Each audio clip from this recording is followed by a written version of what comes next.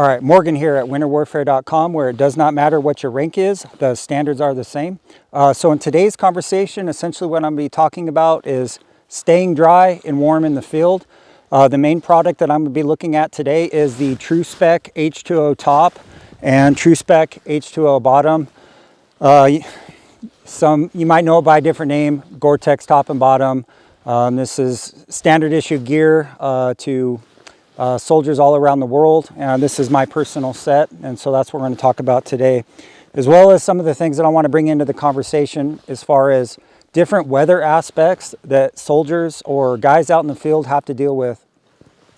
So to start off with, I think the main thing that's always going through my mind is, and this is my goal at winterwarfare.com, a lot of the gear that I carry at winterwarfare.com is gear that I personally want. So I can tell you, as a former infantry and airborne soldier, I've spent a lot of time out in the field, and right now I'm in North Idaho, and so we'll talk about that too and the weather conditions that we're having here right now. But my point of bringing that up is just to simply say that the gear that I carry, like this Tru-Spec H20 top and bottom that we'll talk about today, it's legit gear. I'm vouching for it.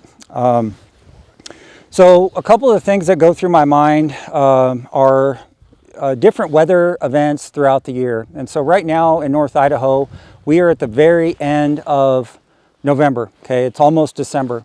And what's happening with the weather right now, and this is just a common thing that could happen anywhere. You could be dealing with microclimate situations where you're going into different areas that are wet or colder. So the reason why I have on my H20 top and bottom right now is because the weather event that's happening right now is at night it's getting very cold. It's getting, well, I should back up a step. It's getting colder, okay, 19 degrees. That's not extreme cold, but it's below freezing. So at night it's getting down into 19 degrees.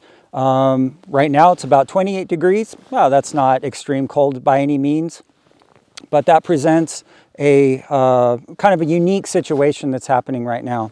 A little bit later on today, it's going to be 44 degrees.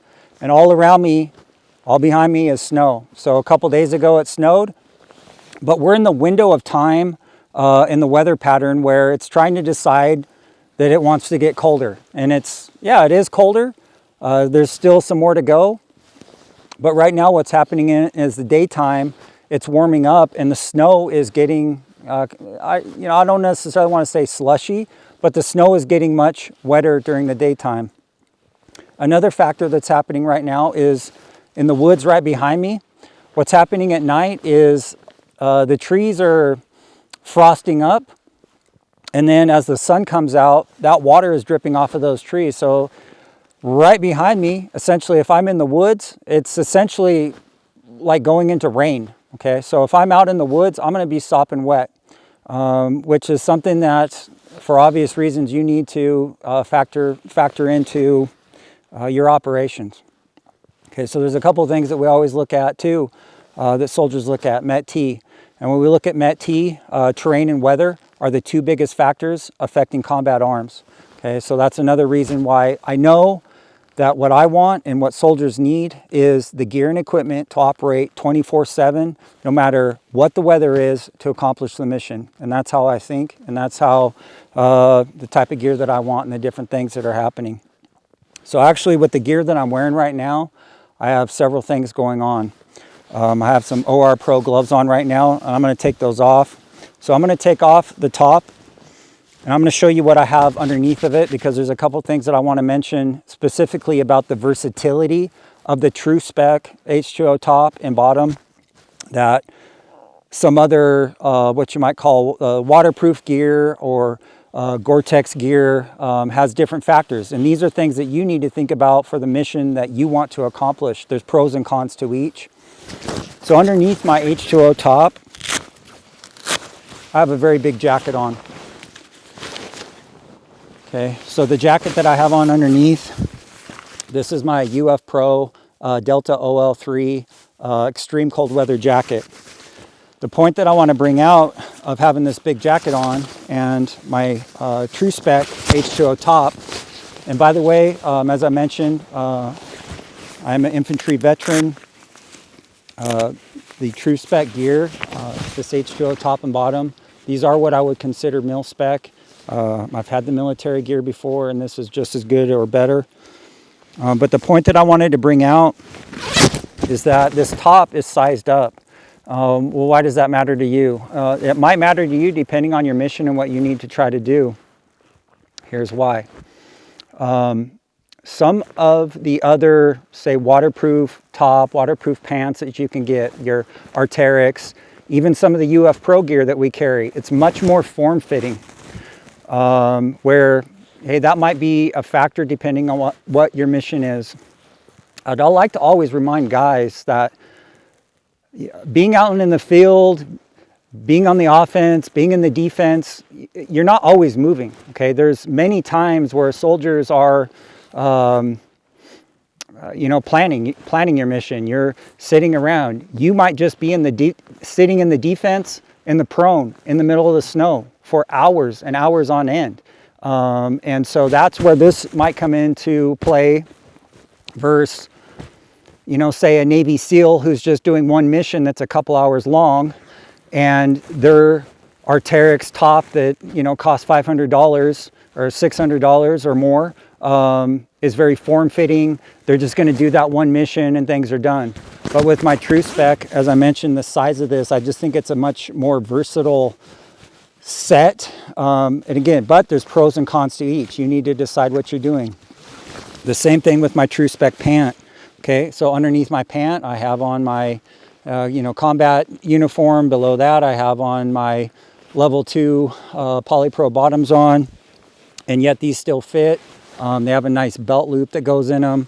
Also, another factor is a nice side zipper that comes up. So I literally just put these on over my boots, you know, right before I got started here. So as I mentioned, with one of the weather patterns that is happening, go back to Met T, look at train and weather. Something that a good commander or a good leader or even a good soldier is going to know is sometimes there's those times of the season where it could be various reasons why the snow is getting wetter.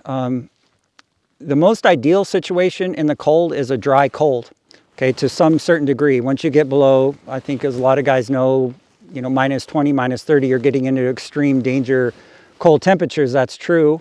But on one hand, minus 10 dry cold might be better than even today, even though it's 28 degrees and it's going to be, you know, 40 degrees in a couple hours from now. That's almost a more dangerous situation because in a little bit, this snow is going to be, you know, wetter.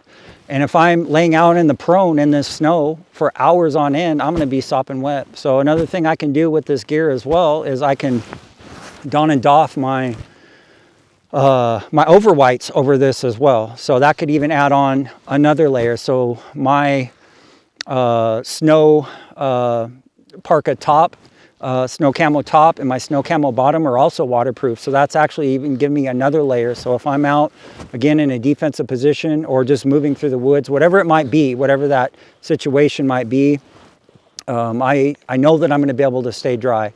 If I'm going to be able to stay dry, I'm going to be able to live, basically to survive.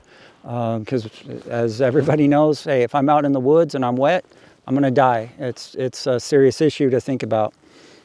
So let's talk about the price of the Tru-Spec top and bottom. And this goes back to the versatility.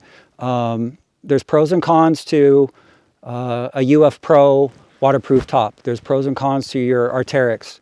Okay, they're extremely expensive, but they're way more form-fitting.